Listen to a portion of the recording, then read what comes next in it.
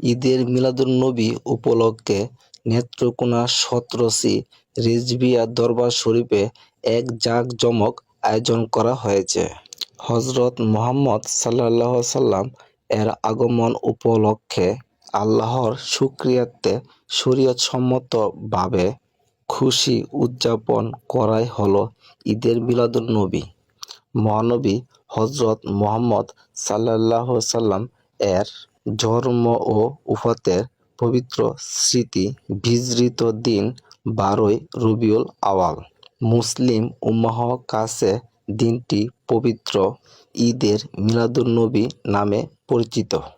৫৭০ খ্রিস্টাব্দে এই দিনে আরবে মক্কা নগরীতে কুরাইশ বংশে মা আমিনার কুল আলো করে জন্ম নিয়েছিলেন বিশ্বনবী হযরত মুহাম্মদ সাল্লাল্লাহু